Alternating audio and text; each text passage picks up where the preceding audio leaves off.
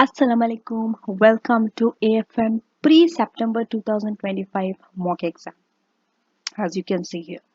So all you need to do is you need to open the pre-September 2025 mock exam from your CB practice platform, and then you have to come to this question, which is question number 1. So in AFM we have 3 questions. Question 1 is for 50 marks, and question 2 and 3, which are in section B, are worth 25 marks each. And as you can see, here is the requirements, which is 50 marks because this is the first question in section A, and we have 3 exhibits.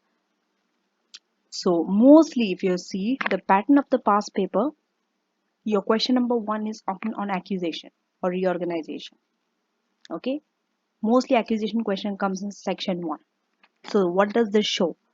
This shows that when you are preparing, you need to prepare accusation very well. Why? Many students omit this.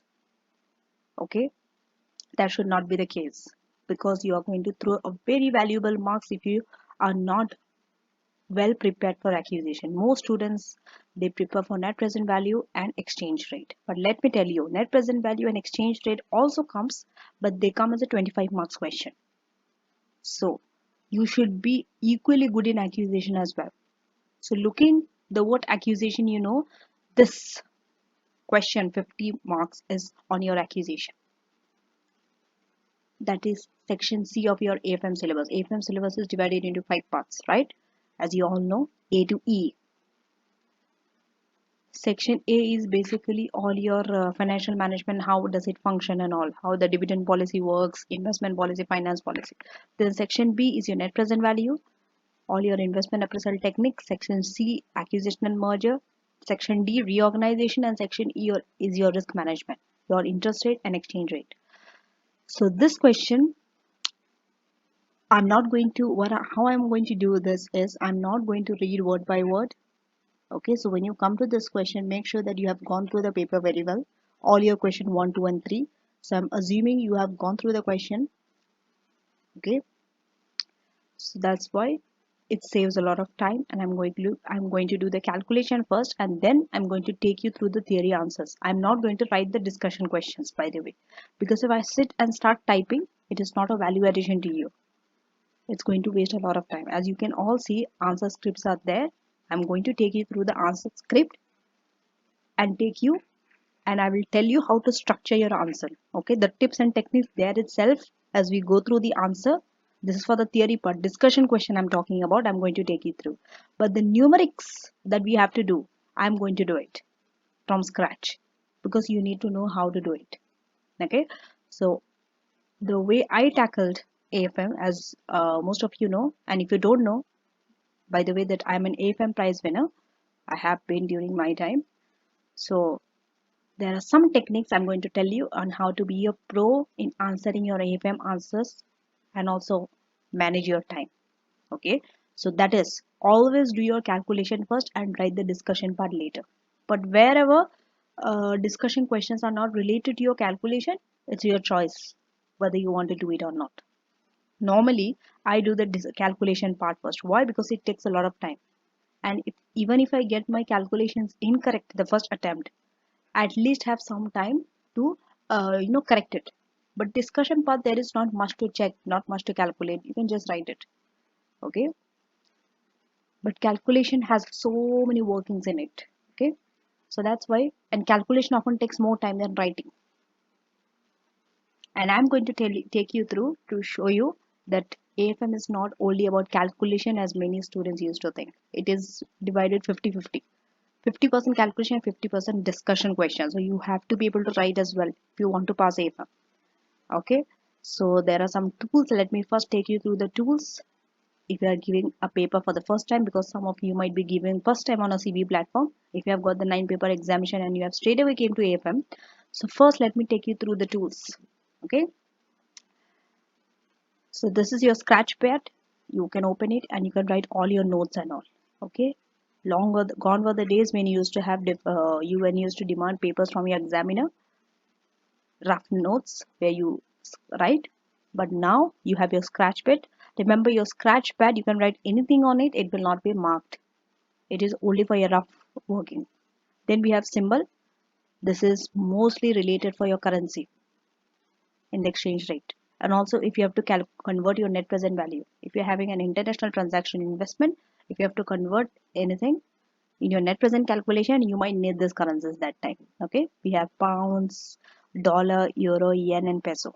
These are only 5 currencies. You will not be asked any question out of those 5 currencies. Then you can highlight as you read in the exhibits if you want to refer back, and you can strike through, you can cut, and we have a calculator. Okay, you don't have to carry a calculator as a scientific calculator. You can perform your calculation here. But if you have Excel, then you might not need a calculator because Excel will do it faster for you.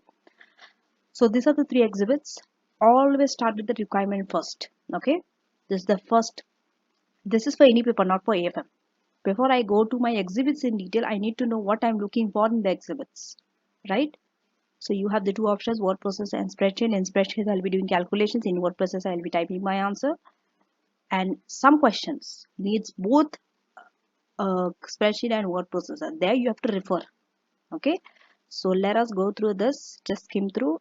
I can see that there are 2 parts, part A and part B. Part A, this question is a standalone question. No professional skill marks for this. As you are all aware now that your P level papers, that means your professional level papers, there will be professional skill marks, 20 professional skill marks. 10 professional skill marks will be marked in this question and the other 5 in the next 2 questions. So the first question, discuss the possible reasons why a significant number of accusations are not successful and possible steps that they could take to ensure the accusation of Medfield is successful. There are 2 requirements if you see this very clearly. One is why accusations fail, reasons. 2, what steps Caddington can take. So since it's 10 marks, you can divide equally. It makes sense. 5 marks for why it's not successful, 5 marks for steps company can take to ensure it's successful. Okay, so this question I'm not going to write the answer for this. I'm going to take you through the answer because it is no calculation is required for this question. It is discussion question. As you can see, when the discussion question itself is 10 marks, and often you will see your first question is very easy straight away from your textbook, whatever you have studied. And let me tell you, often when students prepare, right, theory questions, they always tell me, ma'am, how to study for theory questions. Like, how do I know what type of questions might come? Because discussion calculation questions, they're very aware. They have practiced it enough. Net present value over and over again, exchange rate, interest rate, reorganization, all those things are okay. But discussion question is very much related to the question. See, this is an accusation question. So take all the questions that can come on accusation. Most common question.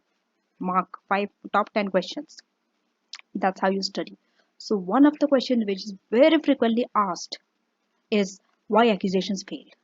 This is a number 1 question. So this you can very much you are likely to expect this question, and you have to be ready with at least 4 to 5 reasons why it might fail. Okay, so this question I'm leaving it now. But obviously for this question you don't need spreadsheet. You will be writing in the word processor question number 1A. Okay, so you will write question 1A. This is how you are going to write. You need to refer it like this. Okay. Now, once this is done, so now mostly you don't need the exhibits, but if you want you can, but the steps that the company can take for this, you need your exhibit. Okay, you need your exhibit. Mostly see the requirement is given in the order of your exhibit. For example, the first question, it is very unlikely that your first question itself will be from exhibit 3. No, it is from exhibit 1 or 2, maybe both or maybe just one. Okay, next, prepare a report. I'm very much interested in this part because if you go down and see, your professional marks is here in part B. So here all your communication skills are tested: communication, analysis, evaluation, skepticism, and commercial acumen. Analysis and evaluation is one, but in SBL is different.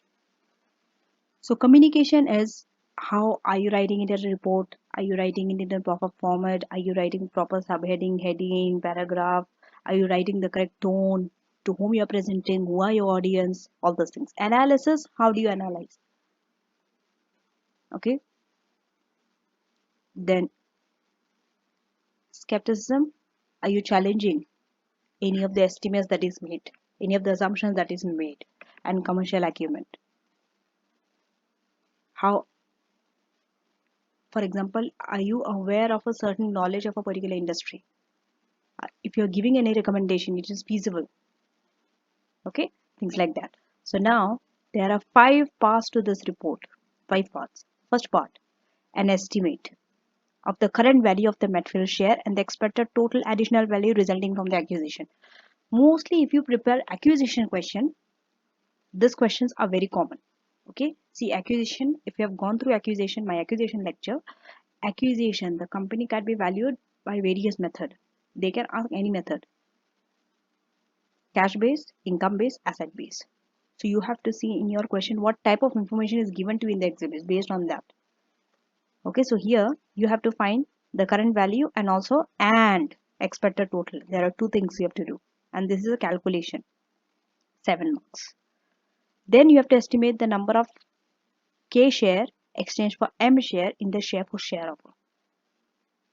This is for 5 marks.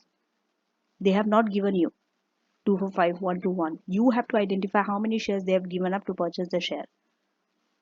That is 2. So this is also a calculation. You need figures for this. 3. An estimate of the percentage gain in value for each K and M shares under the cash and share for share under both the offer. This is also a very common question they asked. Percentage gain under various offers. So there are 2 offers here. Cash offer, they are acquiring through cash or share for share. Then the next 2, 4th and the 5th are discussion question, as you can see the word discussion. Okay. And remember, when you're writing a report, it has to follow this order. When you're presenting a report, you can't change the order. You have to write the order of the requirement it's given to you. For example, you have to first state by the current value, then the additional value, then the percentage gain, then you have to discuss. So we have to discuss the reaction of the shareholders, both K's and M shareholder of the acquisition offer. That means if it's a cash offer, who is going to benefit, what is their reaction? If it is share for share offer, who is going to benefit, what is their reaction, things like that. And also including the assumptions that are made in the estimates. This is a very, very, very common scenario in AFM question. They will often tell you to include your assumptions because you are using a model to value a company, and that model has certain assumptions, certain estimates. Next, discussion, and it's for 7 marks. Then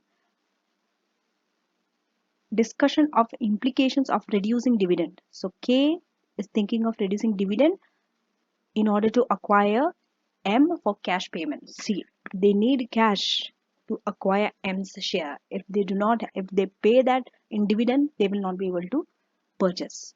So rather they are reducing that dividend and saving that cash to buy M. So what is the implication of that deduction in dividend? Okay. This question is commonly based on the case study. It can be any question, but some questions like this, the part A, possible readers of areas of acquisition, these are very general questions. You can expect it on almost any acquisition question. So now let us start by preparing part B. So I will first finish all the calculation part and then I will come to fill the report. But at least the basic pro forma, basic structure of the report you can set in your word processor, because you have to type the report in your word processor. Okay. So here A I'm leaving, part B, it's a report. So you have to write a proper heading like this: report to the, whom are you writing the report to? Board of directors of this. They have already mentioned it. So you also have to copy paste it. Report to the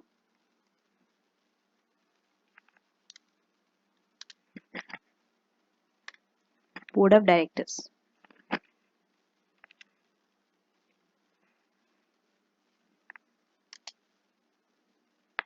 K company. Okay, I'm just using K company because there are 2, K and M. I'm just using the initials, the first letter. Okay, and make sure that this is in bold so I know it's a heading. So by just writing this, you are going to get your professional skill marks. Why? Because you are following the format of the report. Next, you have to write what. See, introduction of the report is a must. Okay, you have to start with the introduction. How are you going to write the introduction? See, you have to structure your introduction based on what are your requirements. Okay, see, there are 5 requirements they're asking: A, B, C, D, E. This are the 5. These are the 5 things you have to mention in around 4 to 5 lines in your report. That you have to find the current value, additional percentage gain, and discuss the reaction of the shareholders, and also the implication of reducing dividend. So these are the 5 things. Okay, so when you're writing, do not write as a first person, write as this report will show this.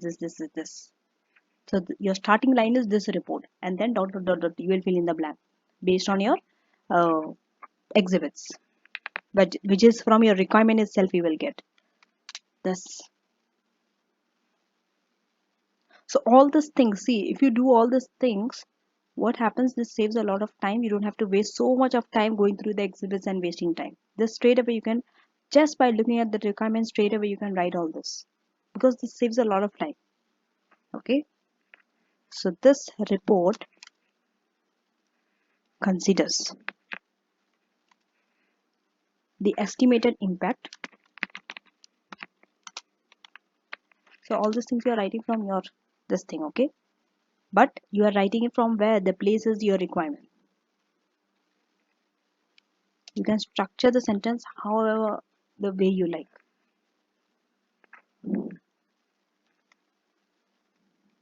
So this report considers the estimated impact from the proposed accusation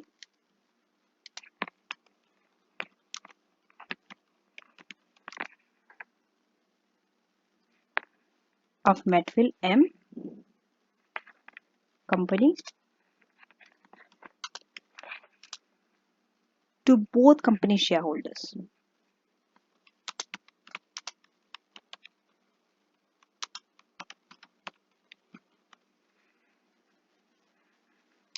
Based, make sure that you are writing proper sentences, not in short forms, not in bullet points, and you are writing easy languages. Do not use complicated jargon and do not use all those words. Okay, it wastes a lot of time, and avoid it. Write simple sentences and write proper sentences based on. So two things, two models. One is cash flow, one is share for share. So one is based on a cash offer,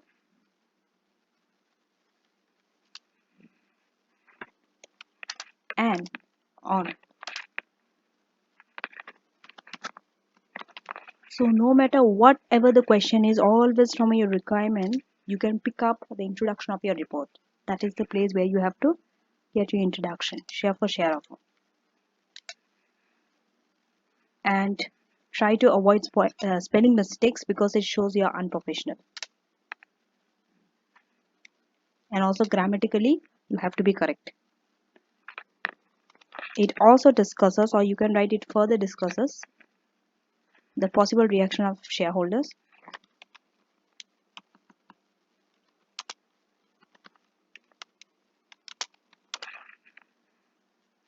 Please avoid copy pasting exactly what is there in the requirements. Okay, do not ever do that.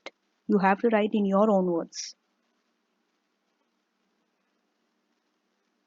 Even though you're writing the same thing as asked in the requirement, but you have to arrange it in your own words. That's what I'm doing right now. So it also discusses the possible reaction of each group of shareholders.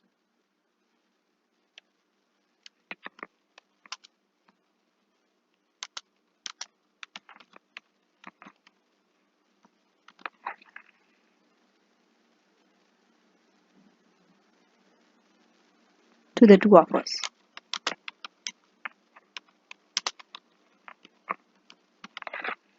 Now, remember, this is not enough. You also have to mention where are your workings going to be.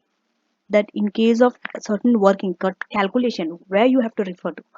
So we often refer them under appendixes, where whatever the calculations we do, always follow this guideline in your AFM. Any question, okay? Always you're working. All calculation you will put under appendices. So the appendices to the report, you will write it as a next para.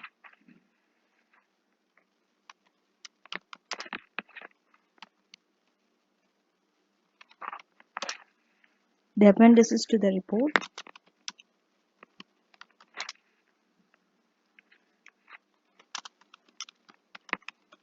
show the detailed calculations. Okay, your detailed calculations will not be shown in your main report, where it will be shown under appendices. So the appendices to the report show the detailed calculations in estimating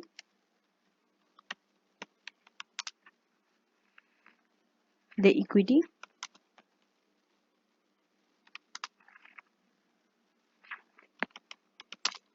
what are you told to calculate?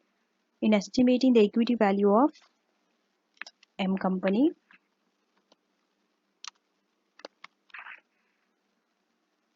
the expected additional value, that's the next thing you are asked.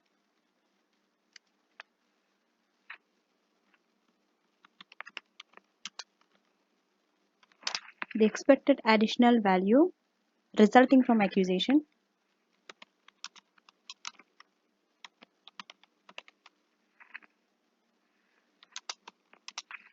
and the number of shares exchanged.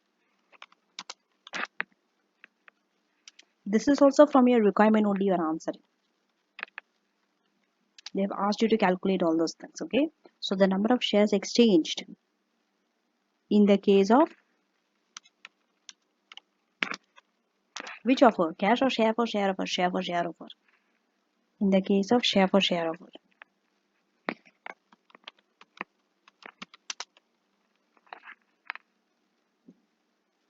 And not only that, and the value to the two companies under each offer.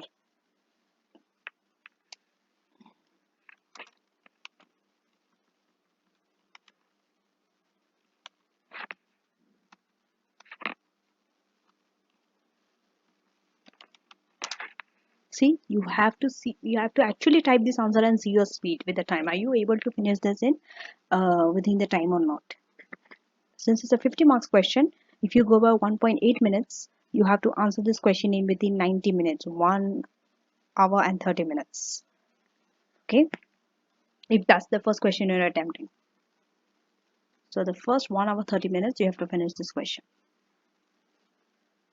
So you will not know your speed, your time until you start typing this answer. That's why I always tell, do not read the answers. Reading answers and thinking that you know it and actually writing the report, sitting and writing it in 3 hours 15 minutes are two different things. If you find you are slow, what can you do? You have to do more and more papers until you have to keep typing until you are increasing your speed. You should take less and less time. If you are taking more time, you have to keep practicing. That means there's a lack of practice. And this not only at the last stage, you have to do this from the very beginning when you're starting AFM. When you're doing revision kit questions, you have to do this. Since we don't have much time left for the exams, okay? And the value to each companies under each offer.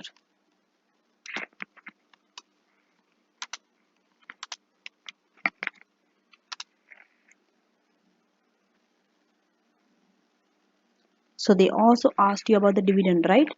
That is the funding. So the funding requirement, how much you need. If the acquisition is to be paid in cash, you have to calculate that also.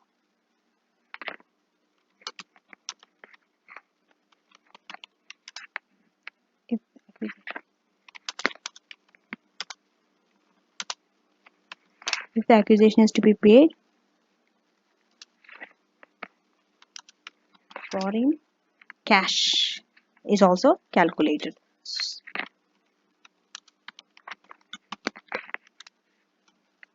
So did you see I have saved a lot of time? I did not have to read any of the exhibits just to write this structure of my report.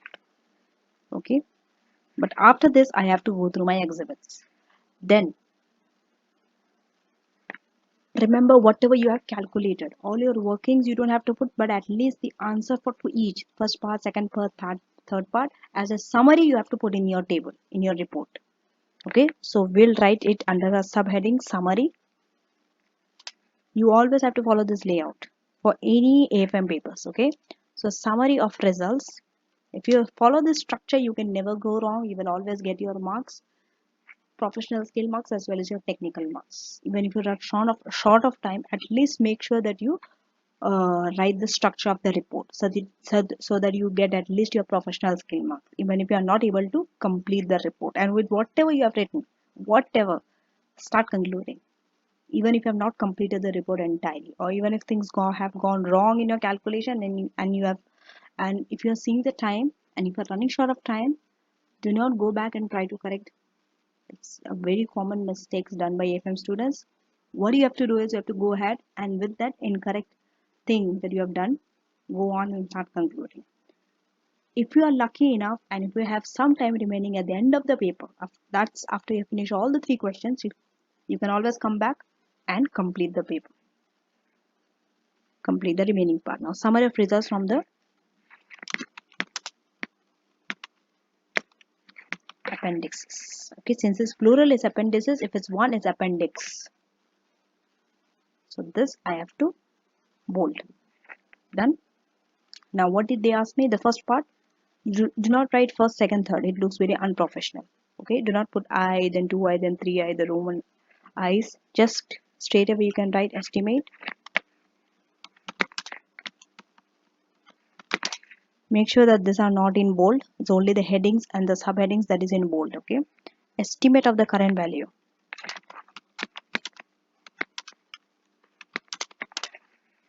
Current value of a M company's share. Where are you going to refer this? Appendix 1. It makes logical sense. Of course, the first question will be under Appendix 1 and then 2, 3, 4 like that. Okay. So this you will refer Appendix 1. You can write one like this or you can write one like this also. I prefer it writing it like this. Anything is correct. So always refer like this. This will give you your professional skill marks. Okay. So this you have to fill it. Let's fill in the blank. Let's go down. We are not writing the main answers now. We are just filling the format of the report first. Then estimate. Estimate of the expected total additional value. In case you forgot the requirement, you can always refer back to your requirement to know what you have to write. Resulting from the acquisition.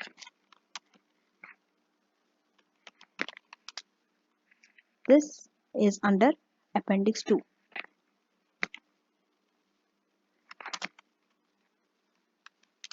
Okay. This also I will come back and write it later. Next. Appendix 3. Number of shares that I have exchanged. So estimate of the number of. Please mention whose shares you are exchanging for whose share. Number of K company share.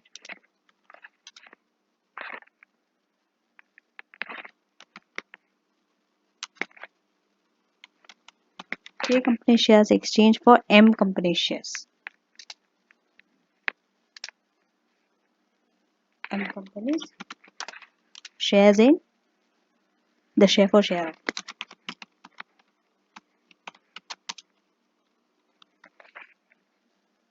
This is Appendix 3.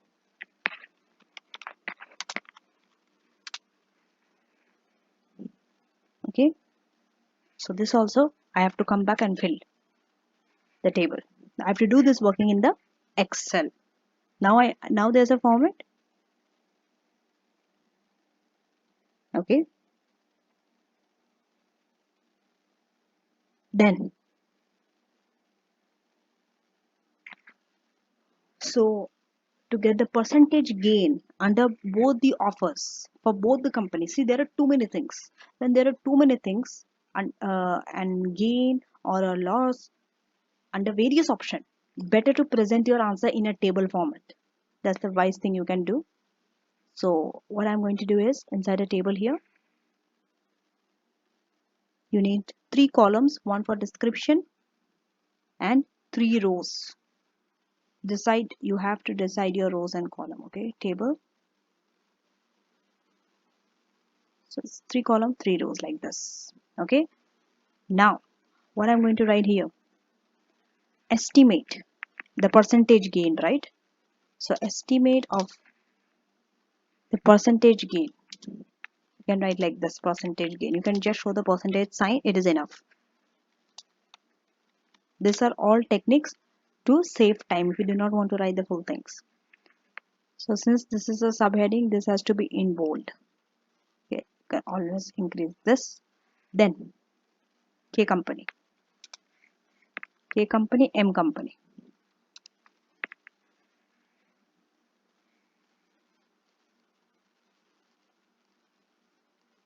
This also, you can always undo if things go wrong. Bold. Okay. Now write both the offer, cash offer and share for share offer. So first cash offer, since it's easier. Then share for share offer. Where are we going to get this to? In appendix 4 only. So appendix 4. Separate appendix for this. This is also appendix 4. See, the nature of these two things are same. Okay, so that's why do not put the cash offer and share for share offer under two different appendix. You can put them under same appendix. It's only the method that is different, but the question is percentage gain and to the two companies. So like this, in a table format, if you put, it's much easier to compare. So which this all I will go and fill once I'm done with an Excel working, because I need my answers for this. So what did I do here? I've just filled the report format.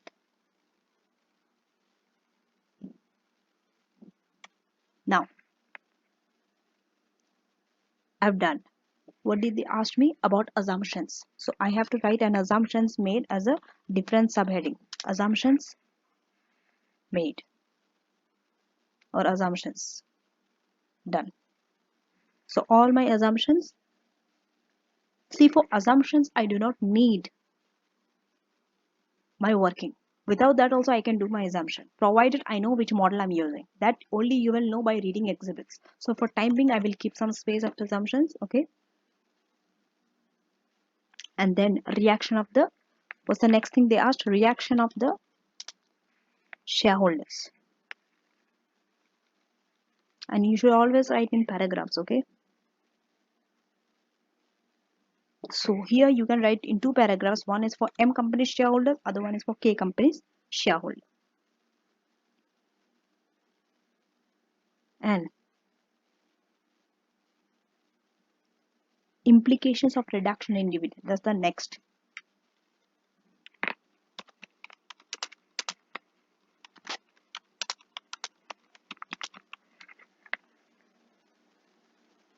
And finally, I'm going to conclusion. Always with a conclusion. Okay.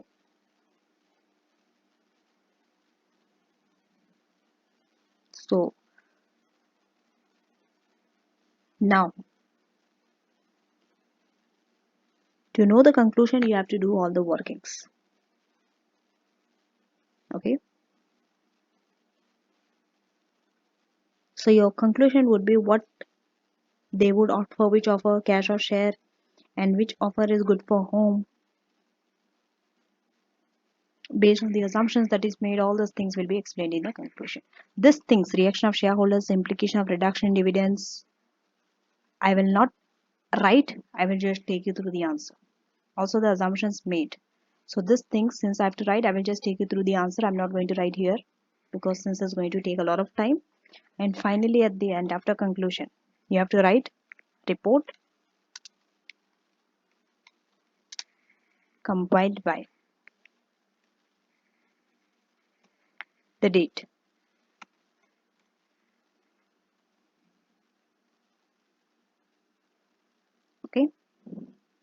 And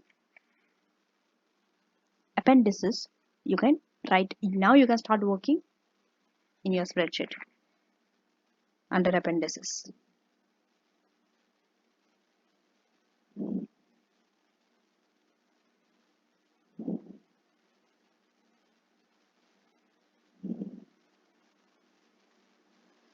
So now I will go to the Excel and I will start writing it. So you have to mention it's, since this is only question 1, so question 2, 3 we have different Excel for that. So this are appendices.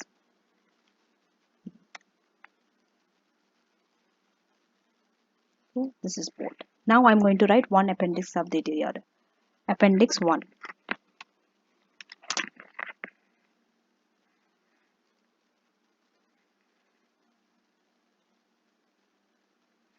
So what is my appendix 1? You have to clearly label it. You should always label. There should be a heading for each appendix. The estimate of the current value of M company shares.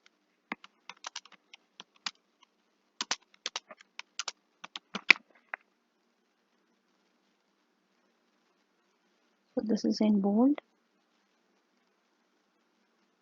It's like the second. Okay. Now I'm going to copy paste this.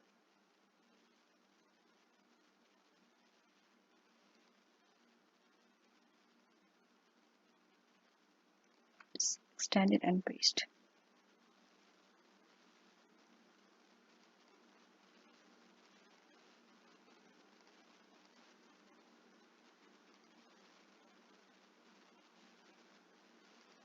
Okay. So now is the time I will go and start going through my exhibit. Let us go through exhibit 1. So as I go through my exhibit 1, you have to be fast in reading also, by the way. Okay, all this takes a lot of time, typing, planning your own, structuring also, and reading also. All this in 90 minutes you have to do. That's why you need enough practice. At least 3 to 4 papers you have to do for any paper. So they mostly first exhibit is very easy. Why? Because they often give you the background of the company. So as you can see, this is only 2 para. This is about K company. So K company is a listed company. It's operating in retail industry. It is based in north and west of our country, expanding organically since 20 years. Okay. Now they want to expand through acquisition of M. M is an unlisted private company, also operating in retail industry. Both companies have good reputation. They have built through the provision of diverse range of quality goods for customers. So now they want to expand. Okay. The board of the directors thinks that the only way to expand fast is through acquisition. But few directors are concerned that they think it is better to go by organic. So you see there's a debate going on between the directors of the company and the shareholder board of the directors. So why? Because they think acquisitions often fail. So you have to write this. Not much, but for your first, that is part A, you can refer some of this, that both of them have good reputation, then things like that. Okay, both of them are in the same industry. This things you can use in your part A answer along with your knowledge. Now coming to part B, not much of my help for my working. Now here, so they want to acquire in 2 ways: cash payment 1.84 for each of their share, and share for share. See, they have not given you how much share they are exchanging. Usually they give you for this much share they are exchanging. Here you have to find out. So here, such that 0.33, the additional values created from the the additional value created from the accusation is allocated to M shareholders, and remaining 0.67 is allocated to K shareholder. This much information you are given. 0.33 to K, 0.33 to M shareholders, and 0.33 to 67 to K shareholder. That additional value is allocated. Now, if you see the premiums are 20 and 30%. Similar accusation in the retail industry, they have a premium attached to it which is between 20 and 30%. So now K, wait, let me expand this, also proposes that if M shares are bought for cash, they will be paid by reducing dividend. So therefore, their capital structure will not change because of the acquisition. But K has paid 50% of his free cash flow generated from normal business as dividend for many years, while investing the remaining 50%. So they expect to reduce their dividend payable to 10% of his cash flow. Now, they have 80 million shares in issue, trading at 4.58 each. All these things you need to highlight. You need this information later on. Not much here. Now I need to open my third also. So in my third exhibit, there are more information. So here they have given you the information. M has 50 million shares, 60 million debt, 5% redeemable bond in 15 years time. They have deducted 10 million of tax deductible depreciation and other non-cash expense in arriving at 14 million profit, and profit after tax is 8.25 million. Did you see what happened? Which method did you use? We'll see later. M, so they have mentioned all about M. M is making an annual cash investment of 9 million in non-current assets and working capital. It's cash flow, so they are measuring it at cash flow. This is the method that they are using. So you have to give all the assumptions for this model. What do we need for cash flow? Growth rate. The dividend rate that we discount, all those things. You can write under your assumption. So cash flow will grow at 3.5% for unforeseeable future. Sorry, for foreseeable future, cost of capital is 12%. Even this is estimated. And corporation tax is 25% for both companies. They will be payable in the year in which liability is incurred. So they have estimated that it can reduce the M's after tax cost by 1.25 million. And this together with their synergies. So the PE ratio is 16. PE ratio, price to earning ratio. Okay. So you need exhibit 2 and 3 to answer this. Now, current value of M's share. Okay. So current value, we need free cash flow to firm. This is the method that we need. Free cash flow to firm. FCF.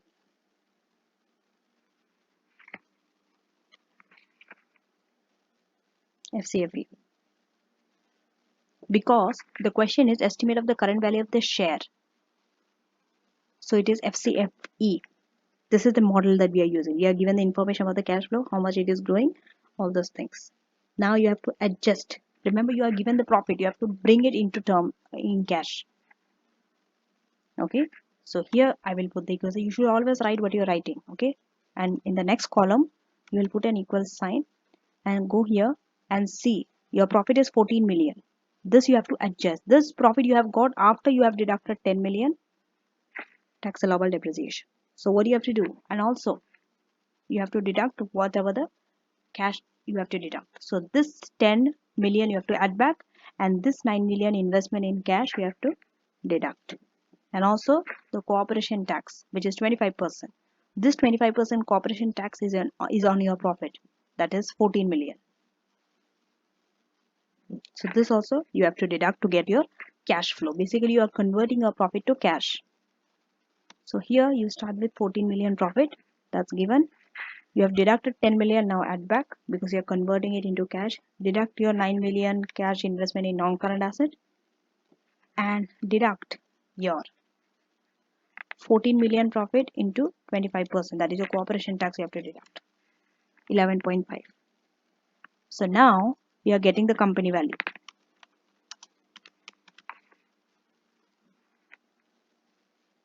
You have to get the company value. How do you get the company value? Remember, in the first step here itself, you have to get it correct. If you get it wrong, everything else follows on and everything will be wrong. So it's this into the growth rate. What is the growth rate? 3.5%. So it's 1.035. divide by. We are using the dividend valuation model where we multiply this into the growth, divide by cost of capital minus the growth. So cost of capital is 12%, which is 0.12 minus the growth 0.035. This model we are using to value. So it's 140.03. Okay, you can round it up, always round up to the whole number. How do you do this? It's very simple. Just go here. You can go to custom and just press 0. Okay, done. 140. Now equity value. Most often you will see this is the method of finding acquisition value. If you are given this method, that is free cash flow, this is the way you do. Okay, first convert the profit to cash, then use a valuation model, dividend valuation model, and get the company value, and from there you deduct debt to get the equity value. So this is your equity value minus what's your debt. Open your exhibit if you forgot. So your debt is 60. It's given. M's debt is 60 million. So it is 60. So what's your, this is 80. Always write as a whole number. Okay, do not write in decimal. Go here, custom, 0. Okay, so 80. Now the estimated share value, M's estimated share value. It is estimated because it's not the right. You have just estimated it based on a model. Now, so this is the equity value divided by the shares. What is the shares of this? 50 million shares in issue of M. So it's divided by 50. Again, right here, custom, done. Okay, so you see, wait, this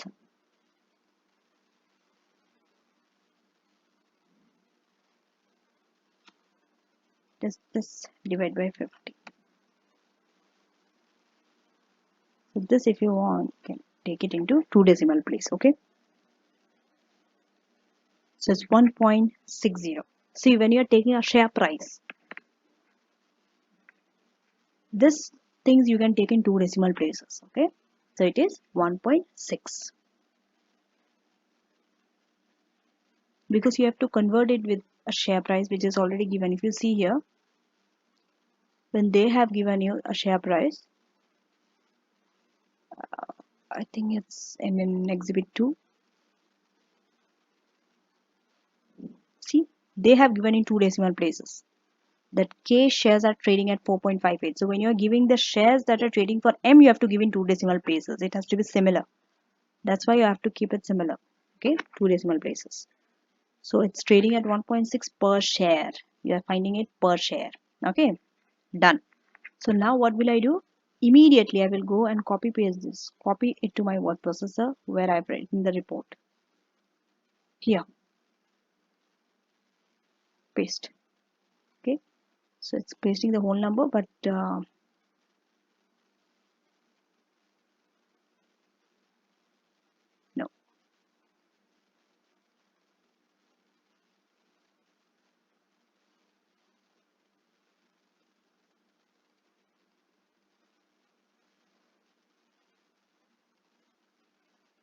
So here when I'm pasting, okay, keep it into this one like this. You see?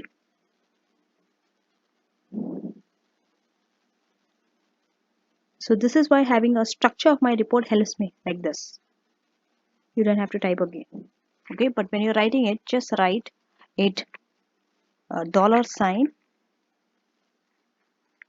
It's per share. You can write per share or you can write slash share. Like this you have to write. Properly you have to write like this. Don't just write 1.60. Okay. So already you have answered this. So if you go back to your requirement, first requirement is answered. This one, estimate of current value of M share for 7 months. but you have to also answer the total additional value. So total additional value you will get in appendix 2. Now you have to do that working under appendix 2. Copy, paste it here, right, because I would love to leave one space always in between from next one to next. Now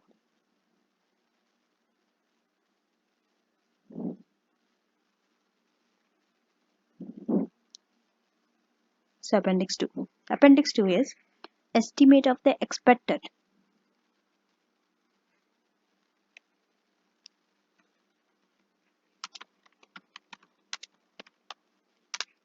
total additional value resulting from, okay, you can always go back, resulting from the accusation. You can copy paste this here.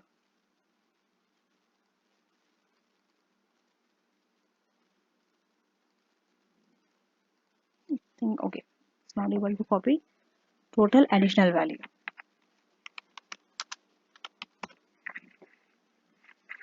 Okay, this much is enough. It's understood. Now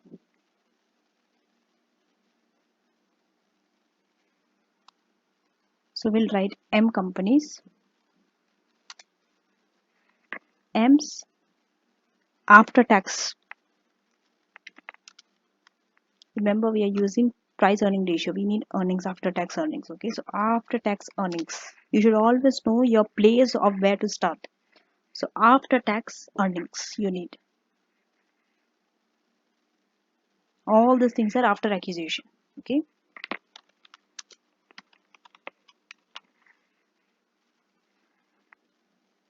so how do you get it? Go to comment 3. They have given you the after tax profit.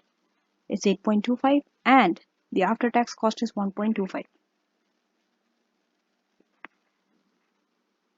They can reduce this much of cost, 1.25, by this accusation.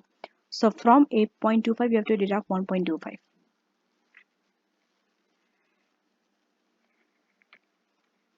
From 8.25 minus, sorry, plus 1.25, because you can save. You can reduce that much of cost.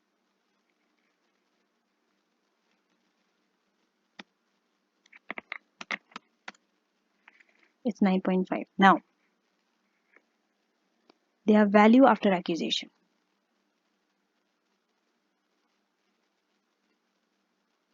So M's value after accusation. How do you get the value?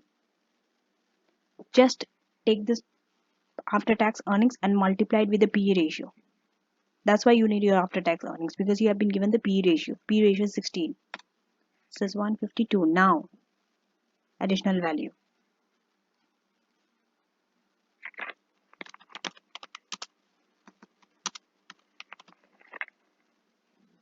So additional value is, it is this minus, what is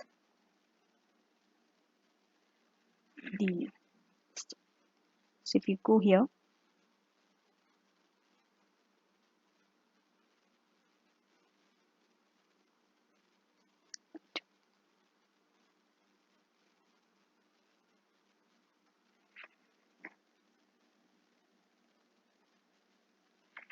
see before accusation, okay, you should always compare before and after. Before accusation their value was 80 million shares. Okay, now after accusation you have to deduct 80, because you want to find the additional value before and after accusations. It's minus 80.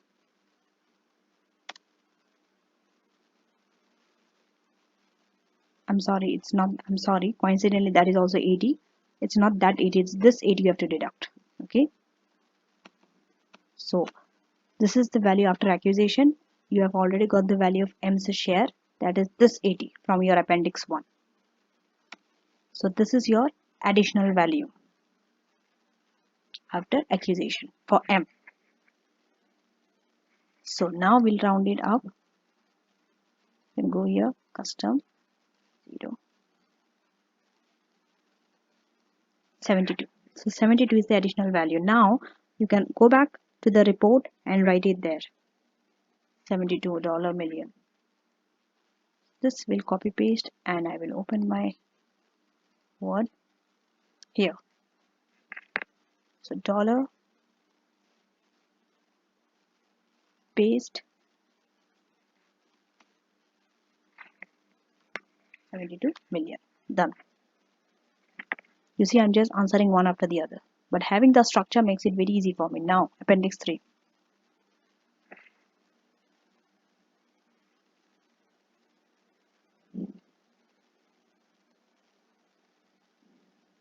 So now, Appendix 3.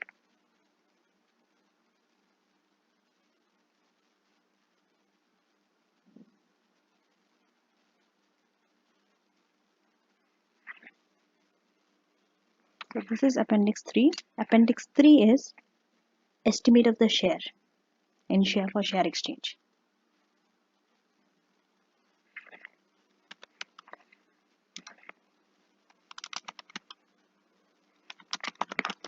Share for share, I'm not writing the whole thing, okay? That's understood. Now,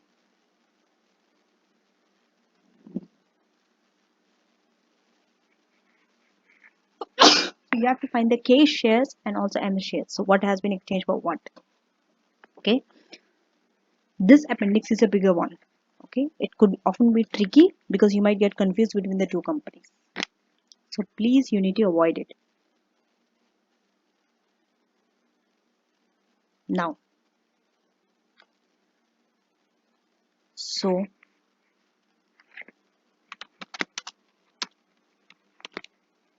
remember, you don't know what is the share, but they have given you a value in appendix 2. They have told 0.33 of additional value will go to K and 0.67 will go to K, and 0.33 will go to M. Okay. So now that you know the additional value, now you can allocate from your appendix 2. See, did you see the structure how one appendix is dependent on another? That's why you have to get this correct. This additional value you have to get correct. And this equity value you have to get correct, otherwise this additional value will be wrong. So that by that ratio you can get it. So share of additional value to K and share of additional value to M. I'll just copy paste it here and just change the name to M. It is 0.67 to K of 72. Done. And 72 into 0.33 to M. So this will keep in one decimal place. Just press it. Custom, if you want to keep it in one decimal place, you have to press this.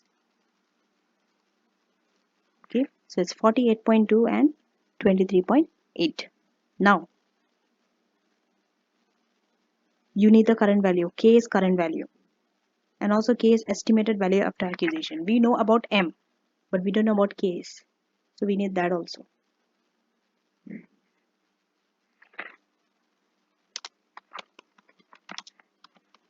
K is current value.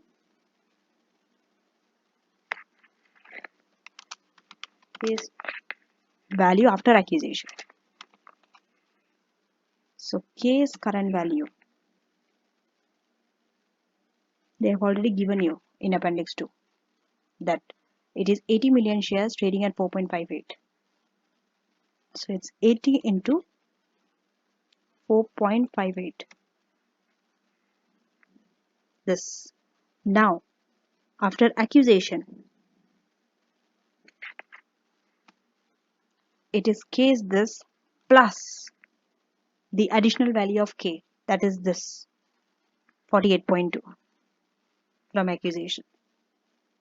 So it's 414.62. This also will keep in one decimal place. It should be uniform, okay? So that comparison is easy. If you are keeping one thing in one decimal place, everything that you are comparing it against has to be in that decimal place. Now, So what's you need the share price of K after acquisition. We don't know that.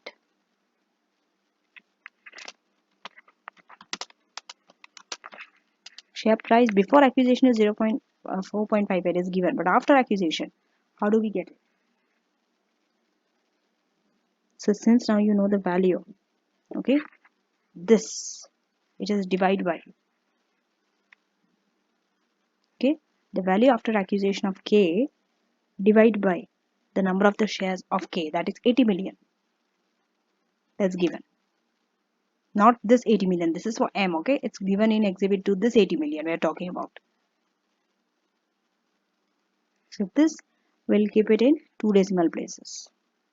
So go here, just select this 5.18.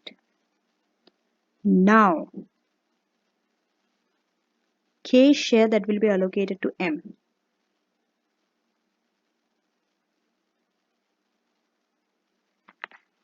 Okay.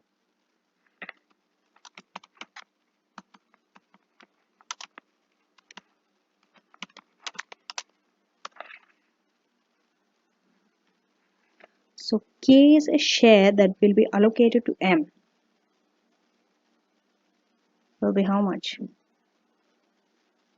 You have to find the ratio.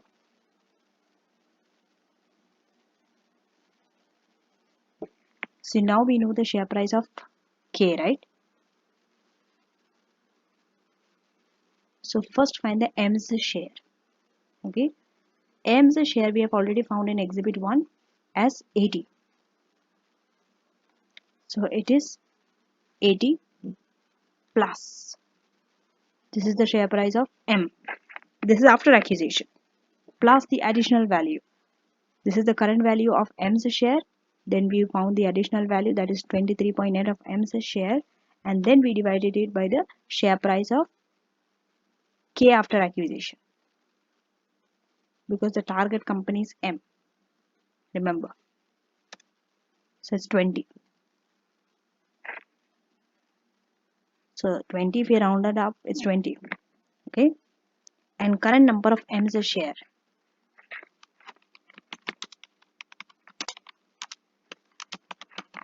What is the current number of M's share? If you see here, current number of M's share is 50. So if you see the ratio, current is 50, K shares allocated to M is 20, so it's 2:5. You have got the number. 2 K share for 5 M's share. 2 is the ratio. 2 K share for 5 M's share.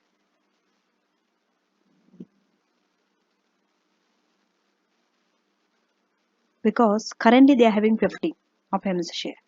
So 20 divided by 5 is 2:5 only. It's the same thing. This, if you round up, is 20. Okay.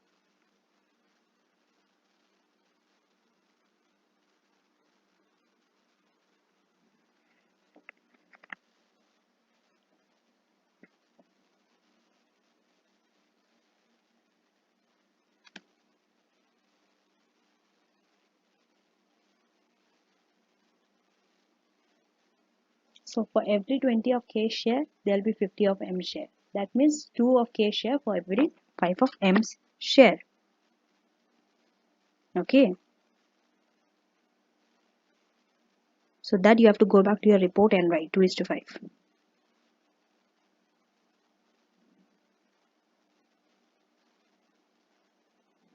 So I will go back to my word processor and here I will write it. 2. 2K share for 5 share. For 5 M's share.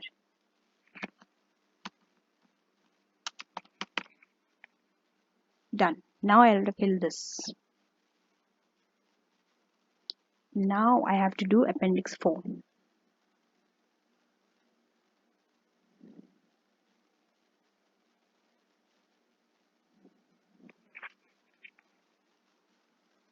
Copy, paste. Appendix 4 is the percentage gain.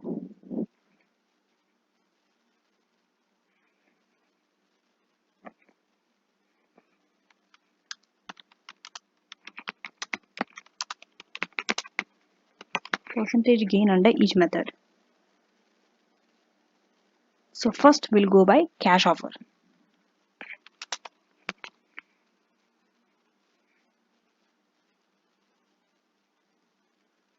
See, if you want here itself you can highlight your answers. Okay, in order to show your answers standard out, in case you do not forget while copying it in the Word, what you can do is you can highlight like this.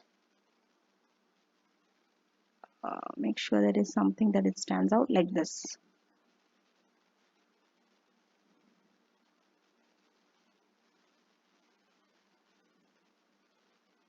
So you know these are your requirements.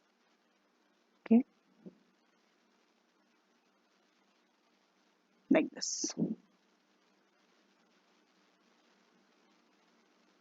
Or you can put simply different colors, different font, highlight, anything.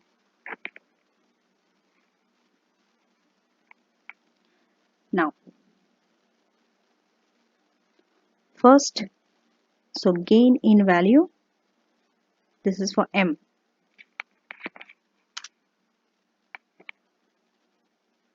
So for M it would be,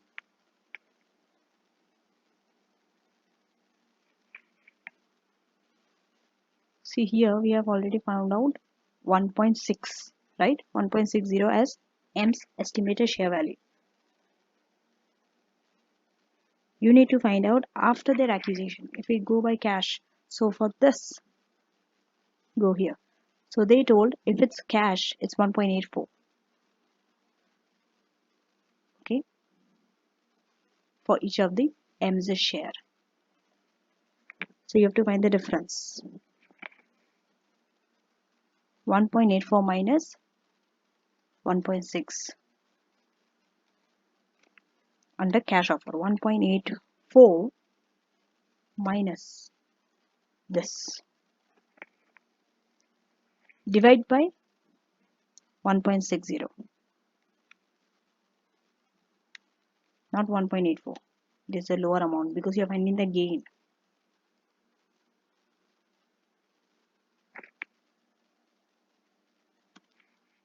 So if you convert this into percentage, okay, it is 15%. 15%. Now for K's share, you want to find the gain. Same, 1.84 of cash would be for K also.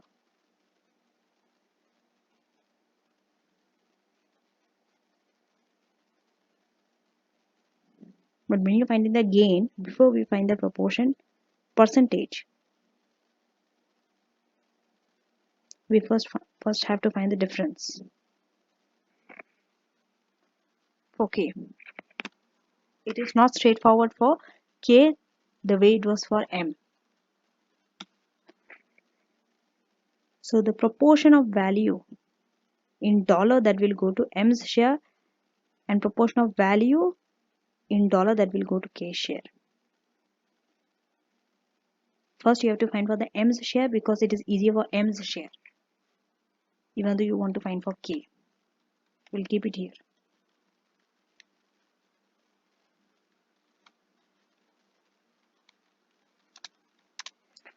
Proportion of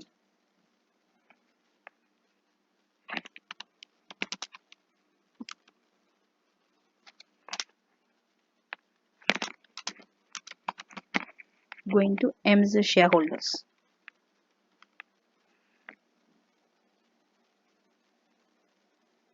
So how do you do that? It is very easy. Under cash offer is 1.84 minus 1.6. That is for M's. We are still for M. Okay. Into how many shares? First we have to find it in terms of shares. We are multiplying it by the number of shares into 50 shares. because for M there are 50 shares. It's 12. This is 12 million.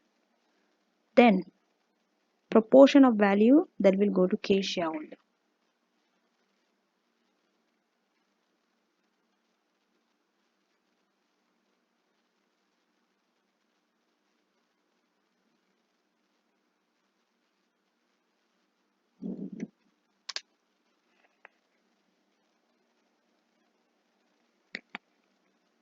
So it is very easy. Okay. See, the additional value is 72, right? So this 72 out of the amount that goes to M shareholder, the balance will go to K shareholder. It is this simply 60 if you round up. Custom round up. Okay, it is 60. So out of 72, that additional value, 12 goes to M. We have calculated how. That's why you have to do first the M shareholders valuation. Then the balance will go to K. Then we have to find for K. This is the structure. That's why M is given before K. Now you understand the order, the structure of it. It makes logical sense also. Because you can't find of K without first finding for M. Why? Because we know the share price of M, that is 1.6. If you go back here, you see 1.84 for each M's share. They did not say for each K's share. That's why first we have to find out 1.84 minus 1.6 of the M's share and multiplied with the 50, the number of shares for M, got the value of M's, the additional value of M's share. Then since we got the additional value 72 from Appendix 2, 12 goes to M share, the balance 60 goes to K shareholder. That's how we find the balance. Now that we know 60 goes to him, we have to find it in terms of per share. Okay, per share.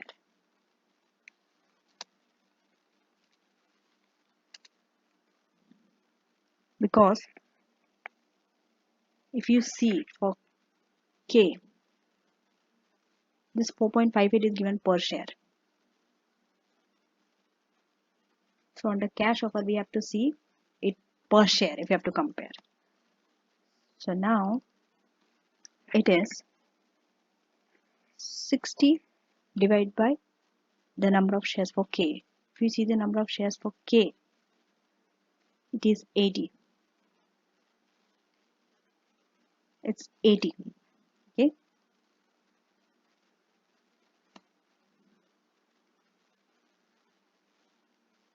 So it is 0.75. Now if you want to find in terms of percentage, it's easier for you. I know there is a lot of working to do, but it's needed, right? Because without the steps, you can't do it. You can't find the percentage gain for K straight away like how we have found for M. So now you know this divided by what is the value of K share before acquisition, 4.58.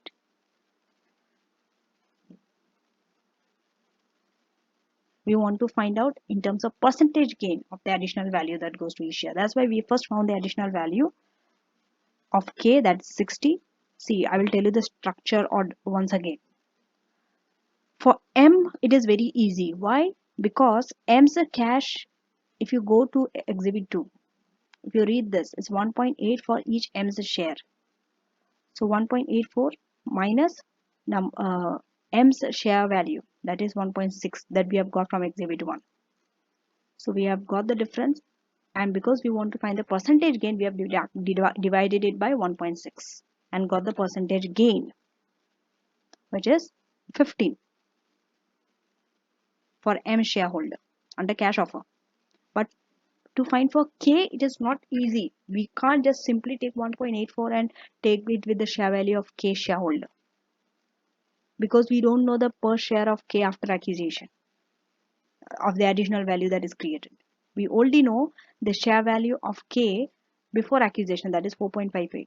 So to compare with this 4.58, we need a value, that is this 0.75. Then only you can get the percentage gain. So to get this, what did we do? We first find out the additional value in terms of total value, not percentage, not per share, the total value going to M's share. Why M's share? Because this 1.84 is given, this 1.6, this is the cash, this is the share price of M, and we know the number of shares of M, that is 50, and we got, since the additional value from exhibit 2 is 72 of accusation, so out of 72, 12 goes to M, the balance is 60. Now you know it's 60, so it's very easy. 60 divided by 80. Out of your 80 of K shareholder, 60 is additional value. So now you can get this proportion. Once you get the 0.75, now you can straight away get the percentage gain, which is 0.75 divided by 4.58 to get the percentage gain. If you convert this into percentage, okay, it is 16.4%. Done. So this I will highlight because I need it later on, and this too, to fill in that table. Now under share for share offer.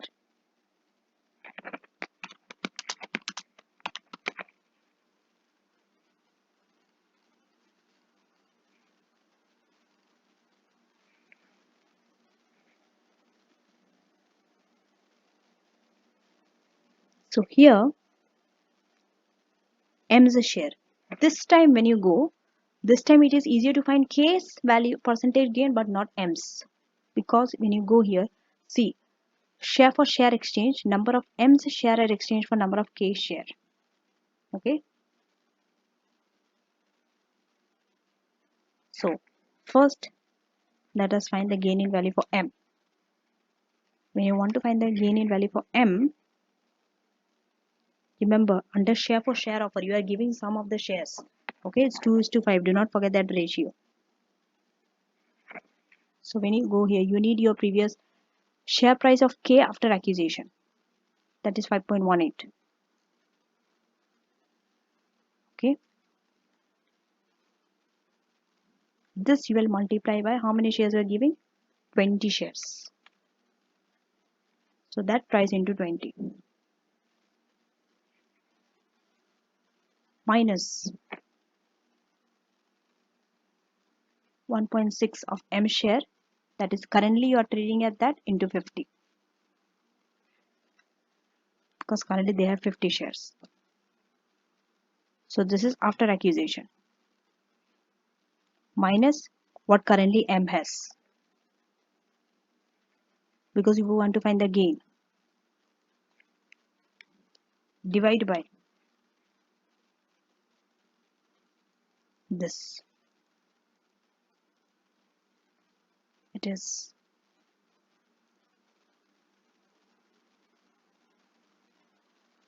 simply this into 50. Currently it is trading at 1.6 into 50 shares, that you have taken the difference with what they are sharing, getting after accusation, that is 5 point something, 5.18 into 20 shares. This is under share for share exchange. So if you take it in terms of percentage, let us go here, it is 29.5%. This also highlight. And then for K,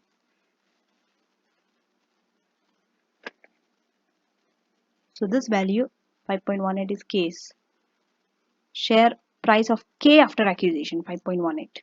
So that's why 5.18 after accusation minus, before accusation the K's value was 4.58, divide by 4.58. This if you convert it into percentage, it is 13.1%. So these are the four numbers I have to put in this table.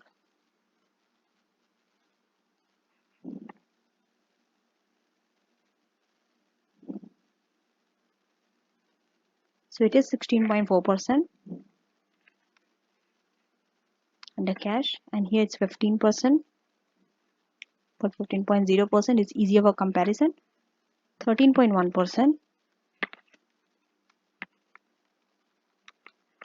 So if you are putting one figure in one decimal place, all the other has to be in one decimal place. Okay, there have to be a uniformity. It has to be consistent. Done. What's next? We have done, in fact, all the calculation part is now over. Now I have to fill the report. I have to write my assumptions. I have to write my conclusion and implications of reduction in dividends. So this is how my report looks like. Okay, isn't it neat? So now my spreadsheet work is over. I can close my spreadsheet and I will go and compare it with my this thing. I only need to keep my word processor open and fill in the blank. So I can straight away go and write my assumptions first. Okay.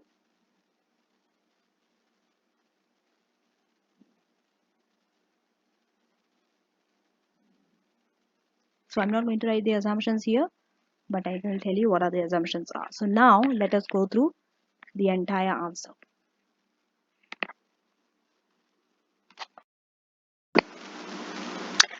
So now this is the answer for your question 1. This is how your report will look like. So this we have already done. This I've written it, that this is the introduction of the report, that what they are going to do and what the appendices will cover. And then we have gone through the summary.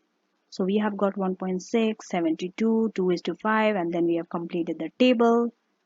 Now, assumptions made. So under assumptions made, okay, I will give you the points. You have to write your sentences. You can write it in one para. Okay. So if you see here, the calculations in appendices 1 and 2, they make number of assumptions. Straight away you have to see under what appendices assumptions were made.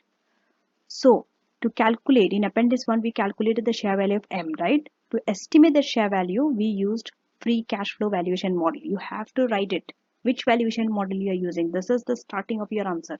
Before straight away going to assumption, you have to first build your answer. That under this appendix, to calculate this, we have used this estimate. We have used this valuation model. It could be any valuation model. PE ratio, free cash flow, dividend valuation model, price earning ratio. In this case is free cash flow. Once this is got, okay, so in this model, what are the estimates? Growth rate. Number 1, growth rate. Number 2, cost of capital, 12%. Growth rate was 3.5%. And the time period. So in this case, they have assumed the growth rate is forever, perpetuity.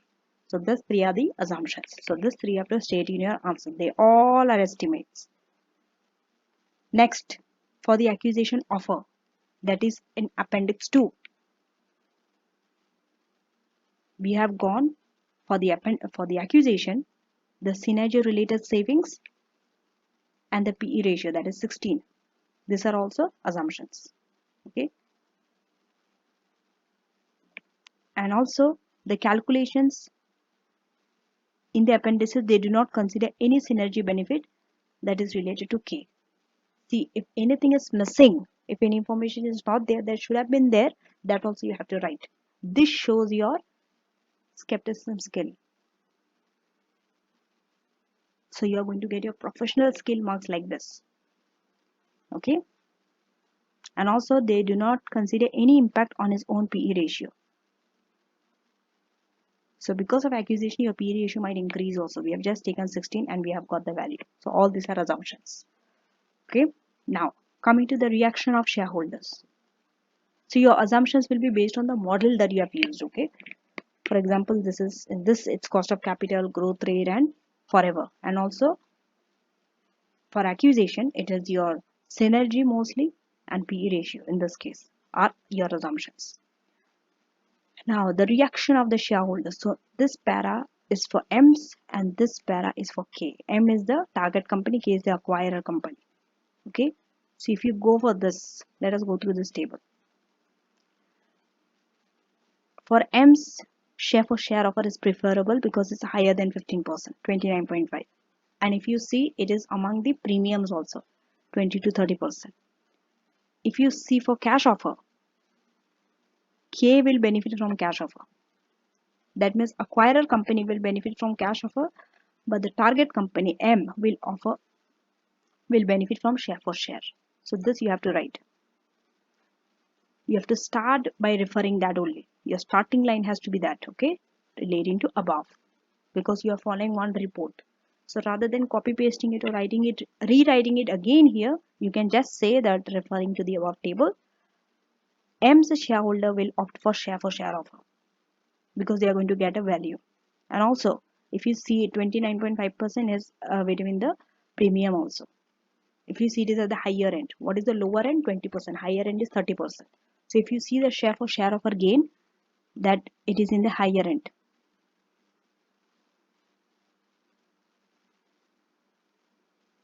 And M will be less attracted to cash offer because they are the lower end. But remember, you have to show your evaluation skill. How are you going to show your evaluation skill? By pros and cons. See, this evaluation skill you can only show when you have various methods. Okay, there are two methods: cash offer and share for share. Here you can show your evaluation skill, analysis and evaluation. How do you do evaluation? One side you told that they are going to go for share because it's giving a higher benefit, higher gain. However, so these are connected words. Okay, you can't use bullet points in your report. You should always write connecting words to build your answer. Even though, so now you have to give a disadvantage of share for share. Okay, the possibility of definite cash gain against the uncertain gain in share value resulting from synergy and P ratio may be attractive to some shareholders. See, cash is good because gain are certain, but share offer gain are very uncertain.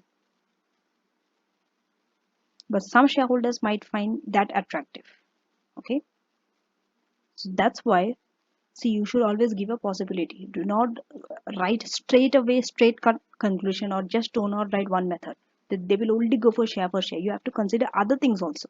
That is your evaluation skill. That shows that you have a commercial acumen skill. Okay, they may want to consider. So you have to write like words like this. They may want to do this. They have to do this, or they could, they should, they ought to. So they may want to consider rejecting the cash offer initially. So initially they might want to reject the cash offer, but they may try to negotiate a higher cash offer. Why not? Because you have to take care of the other stakeholders also.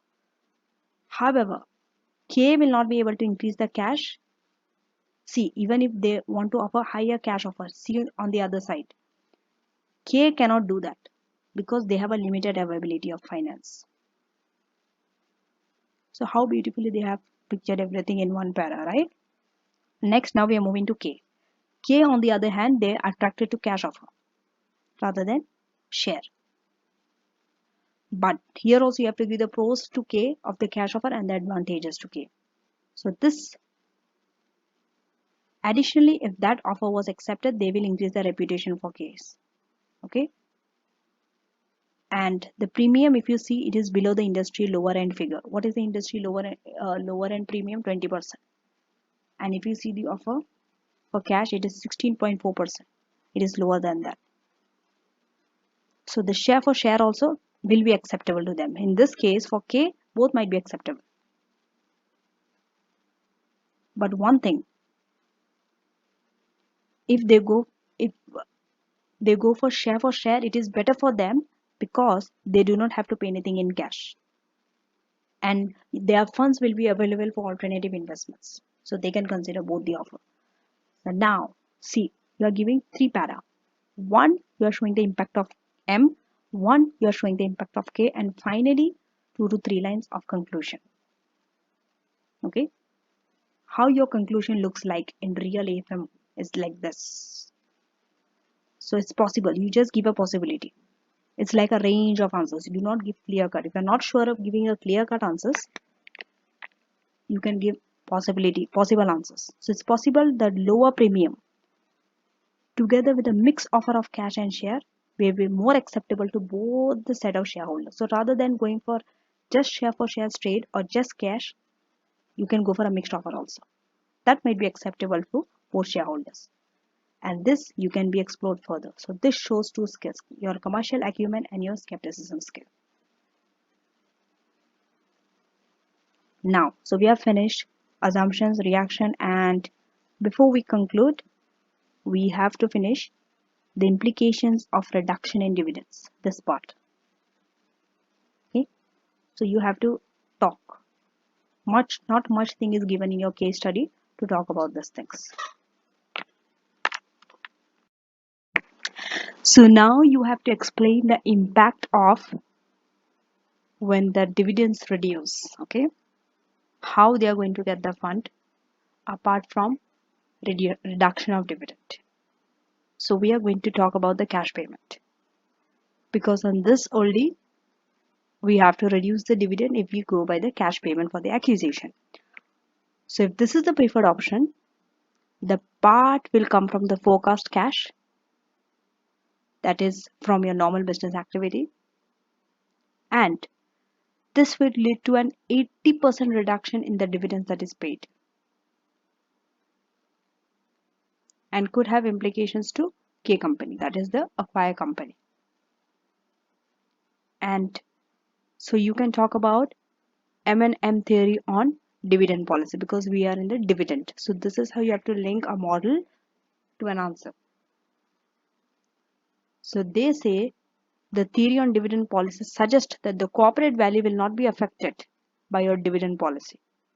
Okay, because shareholders could formulate their own homemade dividend policy by buying and selling shares. But it suggests that companies should focus on the investment policies. So through your investment policies only you can create your corporate value, not your dividend policy. Now that's in theory. Then in practice, it is suggested that the amounts of dividends that is paid and the dividend policy adopted by a company does not matter for two main reasons. First reason, so you will give first reason, dividends are used as a signaling device. Okay, so if there is a sudden unexpected changes in the dividend policy, it is not viewed positively. That means it could interpret that the company is failing. So that's why K company has to make this very clear in its communication that why they are changing the dividend. They are changing the dividend not as a signaling purpose, not because of market failure, but it is triggered as an investment strategy. Next, second, a stable dividend policy. If you are having a stable dividend policy, you can attract a certain group of shareholders. Okay. So if you are a high rate taxpayer, you will prefer a low dividend payout. And if you are a low rate, you will prefer higher dividend payout. So this also dividends that are paid will trigger a change in the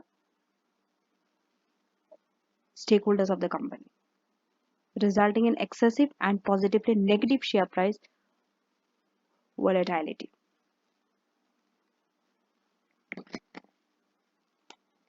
Now, the narrative does not explain why they could not raise funds through new equity or debt issue. So this is you are showing your skepticism skill. Okay. If you see the narrative, it does not say why they cannot raise funds through other means like equity or debt issue. Or it does not even explain that why it is necessary to restrict your dividend to fund acquisition. So here you can go for a mixed offer. If you go by a mixed offer, then you don't have to restrict your dividend. So that's why the board of director, see you're writing the report to whom? You're writing it to the board of directors. So you have to mention here that they should consider all the alternatives before they make a decision to restrict the dividend, because when you restrict the dividend, remember, it can signal it as a negative news to the market that it's a corporate failure, whereas it's not. Okay, as we have seen here. Now finally we are going to go to the conclusion. Conclusion is no new piece of information, it is all what you have discussed till now. Okay, so you can say that M will opt for share because it is at the top end. The premium offered here is at the top end, and even a lower premium with a mixed offer of share and cash also may be attractive to them. So always give the first best option in your conclusion, then give the second best option, but not the worst. Okay, then since this is board of director you're writing, so they have to consider also the alternative funding possibilities also. That why, so before you make the final decision, you have to go by alternative funding possibilities. And do not reduce your dividend unnecessarily. See, do not give a clear cut conclusion always. Always give your conclusion in an open ended statement, as if you're giving a choice to the board of director that they have to do this, they have to do alternative analysis, things like that. Okay, but before accepting the offer, M, the shareholder, have to be accurate of the results. Remember, there were assumptions on that computation. So that valuation of the company, valuation of the shares are all based on estimates. That's why you have to be assured of the accuracy produced by the computation in the appendices. So in short, you have to include everything in the conclusion. You have talked about the appendices also. See how you have very briefly given the conclusion without writing very detailed conclusion. This is a skill that you have to develop. You should not write so much in introduction and conclusion. It is only in the main body you are writing the details. Details should be avoided in conclusion. It is not a copy paste of what you have written before. So you're not writing all the details of the computation in the under the appendices. That appendix 1 is for this, 2 is for this, 3 is for this, 4 is for this. Avoid it. Okay. And finally, see, so this is the structure of your report. Your report starts here. Let me go overall. Since we have finished the entire report, first we'll write the report, then introduction, then the summary of the results. We have got this in the appendix, and 2:5 share, and then this table we have formed, and then assumptions made. We have wrote the 4-5 assumptions, then reaction of the shareholders, the two shareholders reaction, and finally what would be the best, a conclusion like, and then a reduction of dividends. We have talked about the Modigliani and the Menelaus theory. You have to talk, often have to bring this out when there's a discussion about dividend policy. Okay, you have to talk about signaling and all those things, then conclusion. So this is the format of your report, and then we'll start with the appendices. So appendices, this you will be doing it in the Excel. Okay, all these things you will be doing it in the Excel. Appendix 1, appendix 2, appendix 3, appendix 4. So clearly you have to mention like this, the free cash flow, then you have to do your working, and then the final answer. And this is your final answer.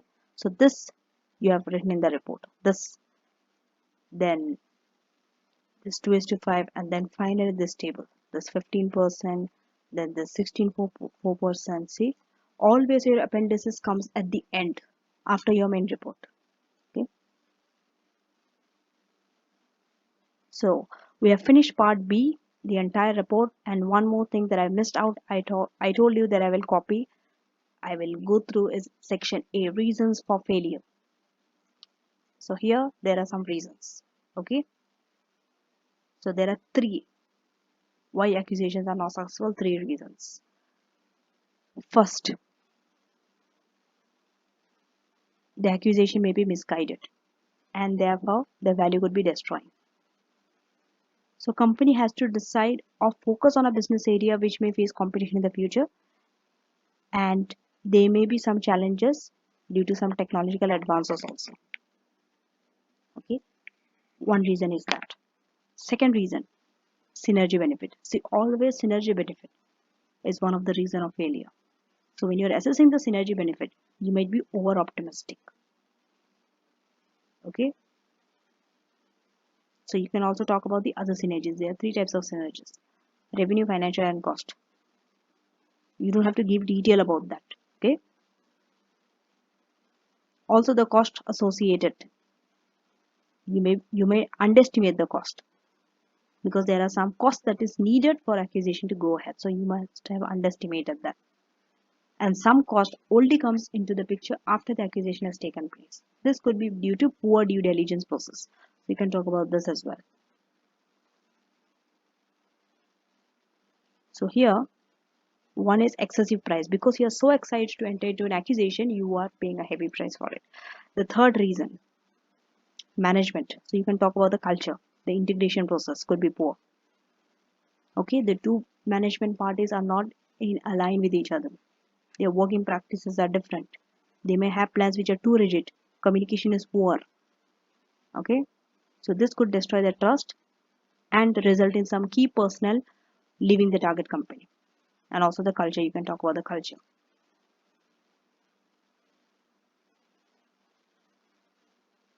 So because of all this additional issues, culture issues and all, even your synergy benefit which is likely to arise might be limited. Okay, now one reason is that. Second, they told the steps that company can take to ensure that they achieve success. So First, make having a clear reason for your strategy to expand. You have to be very sure why you want to expand exactly. So having a clear reason in mind is one step. See how you're linking it to the case study, new areas of this and this. That's why you have to read the exhibits in detail. Okay. So make sure that the team has the appropriate knowledge of the industry and a focused investigation of the strategic reason you can undertake. Next, you can go for a thorough investigation of the synergy benefit and also the cost. So you do not overestimate synergy benefit and underestimate the cost. And also due diligence. See, all this suggestion, you can easily get it through your reasons for failure. Whatever is your reasons for failure, now convert it. First reason was strategic reason. So make sure now you have proper strategic reasons. Second reason was what? Synergy benefit overestimated, cost underestimated. Now change it, reverse it. And poor due diligence. So now make sure that you have detailed due diligence. Okay. So sometimes you see accusation might be not be very friendly. They might be rejected by the target company, right? So in this case, management could be involved in the initial assessment. You can do sensitivity analysis, scenario analysis. See all these things, these keywords gives you marks if you write. Okay.